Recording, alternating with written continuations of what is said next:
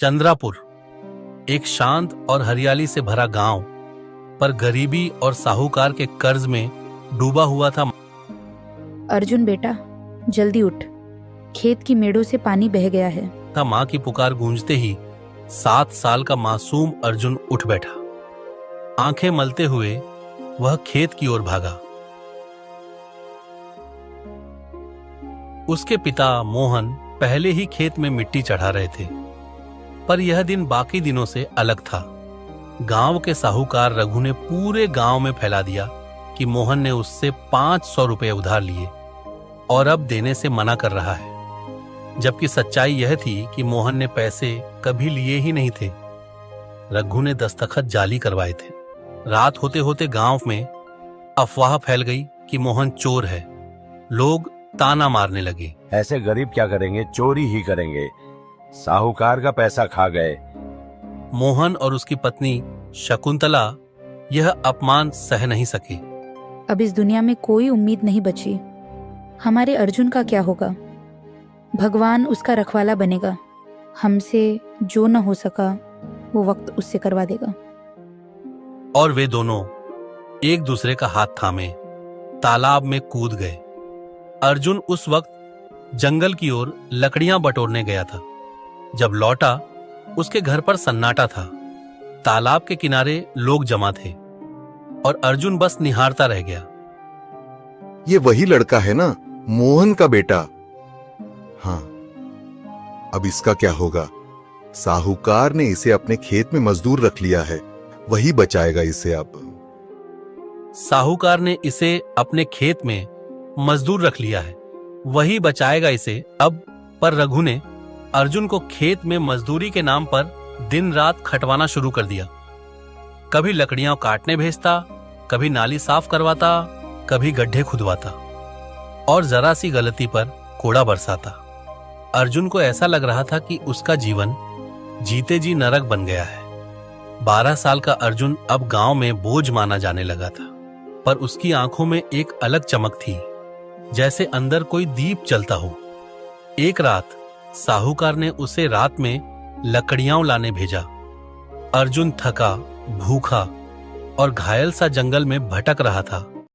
तभी उसे एक हल्की सी रोशनी दिखी, जैसे कोई दीप जल रहा हो। कौन है वहां? अर्जुन ने डरते हुए पूछा। झाड़ियों से एक वृद्ध साधु निकला, हाथ में कमंडल, आंखें चमकती हुईं। डरो मत पुत्र, तुम्हारा ही इंतजार था। मेरा? हाँ, तुम्हारा भाग्य राजयोग से लिखा गया है। अर्जुन हंस पड़ा। राजयोग? मैं तो साहूकार का नौकर हूं। बाहर से तू कैसा भी दिखे, भीतर तू अगला राजा है। तेरा जन्म साधारण नहीं। पर मेरे माता पिता मर चुके हैं, मैं तो अनाथ हूं। नहीं पुत्र, तू बिछड़ा हुआ है, खोया हुआ राजकुमार है।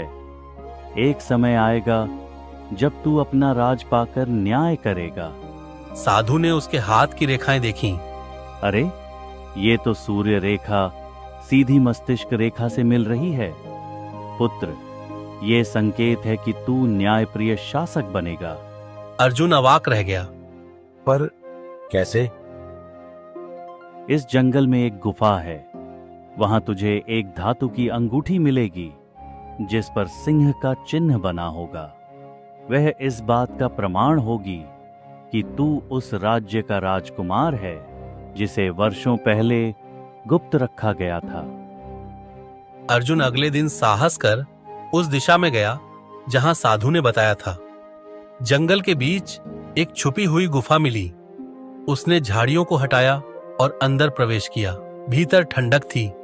दीवारों पर पुराने चित्र, युद्ध, सिंहासन, एक बच्चे को सिपाही के हाथ सौंपना। एक पत्थर के बक्से के भीतर उसे वह अंगूठी मिली, चमकदार, भारी और सिंह के चिन्ह वाली। और तभी उसे याद आया बचपन में उसकी मां कहती थी, तेरे जन्म के वक्त तू कोई आम बालक नहीं था। कुछ लोग तुझे लेने भी आए थे, पर हमने मना कर दिया था। अर्जुन ने अंगूठी पहनी और उसी वक्त साधु फिर प्रकट हुए। अब तेरा समय आ गया है पुत्र। तुझे राज्य की ओर जाना होगा। वहां एक बूढ़ा मंत्री तेरी राह देख रहा है। सिन्हागढ़ राज्य में वर्षों पहले राजकुमार को अपहरण के डर से एक किसान को सौंपा गया था, पर युद्ध और धोखे में पहचान खो गई। राजा अब बूढ़ा हो चला था। राजा ने घोषणा की थी, जिसके पास सिंह वाली अंगूठी होगी वही असली उत्तराधिकारी होगा। जब अर्जुन सिंहगढ़ पहुंचा, महल में हलचल मच गई। ये बालक कौन है? अरे इसकी अंगुली में तो वही चिन्ह है। इसकी शक्ल भी रानी जैसी है। राजमहल के मंत्री ने अंगूठी देखी, फिर अर्जुन के माथे की एक छोटी सी जन्म चिन्ह। ये वही है, वही राजकुमार। राजा ने आंखों में आंसू लिए उसे गले लगाया। मेरे बेटे, तू कहां था इतने साल? अर्जुन अब राजकुमार आदित्य बन गया, पर उसने अपने पहले वचन में कहा, जब तक अपने माता पिता की मौत का बदला नहीं लूंगा और उस साहूकार को सजा नहीं दूंगा, चैन से न बैठूंगा। अर्जुन गांव लौटता है, अब एक राजकीय रथ में। रघु साहूकार कांपता है, उसकी सच्चाई उजागर होती है। अर्जुन उसे वही तालाब दिखाता है जहां उसके माता पिता ने आत्महत्या की थी। रघु को जेल की सजा दी जाती है और गांव के हर गरीब का कर्ज माफ किया जाता है। और फिर एक छोटा बालक जिसने माता पिता खोए, जंगल में भटका, आज सिंहासन पर बैठा, क्योंकि उसके हाथ में था राजयोग और उसके दिल में त्याग। दरबार में चारों ओर सन्नाटा था। राजा वीरसेन ने सिंहासन छोड़ते हुए कहा, अब ये राज्य मेरे पुत्र आदित्य का है, जो त्याग और तपस्या से लौटा है। इस भूमि का असली स्वामी वही है। मैं राज नहीं चाहता, मुझे न्याय चाहिए उन लोगों के लिए जो झूठ, कर्ज और जुल्म के नीचे दबे थे। अर्जुन अब राजकुमार आदित्य आंखें झुकाकर बोला। साहूकार रघु को बुलाया गया। रघु, तुझे याद है तूने किसे डुबाया था? रघु कांपते हुए बोला, मैंने बस कर्ज मांगा था, ये झूठा है। अर्जुन ने आदेश दिया, रघु को उसकी जमीन गरीबों में बांट दी जाए और उसे जीवन भर श्रमिक बनाकर जेल में रखा जाए। राजकुमार आदित्य अब राज्य की सीमाओं का भ्रमण करने निकला। प्रजा से मिलना, उनकी दशा जानना उसका असली कार्य बन गया।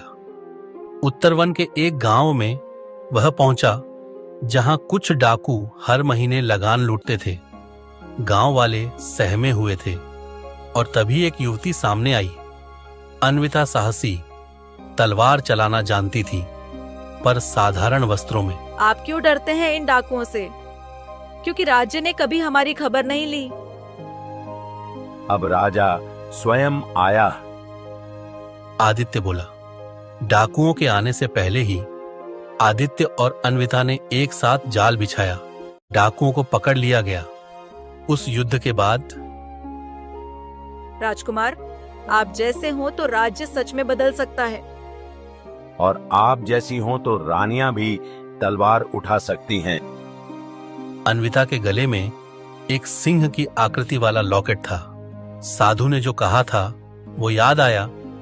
राजसी रेखाएं सिर्फ तेरे ही हाथ में नहीं, तेरे संगिनी के हाथों में भी होंगी।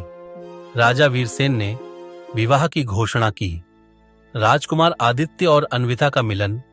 विवाह के कुछ दिन बाद राजकुमार अकेले जंगल की ओर गया, जहां वर्षों पहले उसने साधु से पहली बार भेंट की थी। गुरुदेव, पुत्र, अब क्यों आया है? क्योंकि आप न होते तो मैं कभी जान ही नहीं पाता कि मैं कौन हूं। साधु मुस्कुराया। तू जान गया, पर क्या अब भी त्याग कर सकता है? किसका? सिंहासन का। अर्जुन चौंका।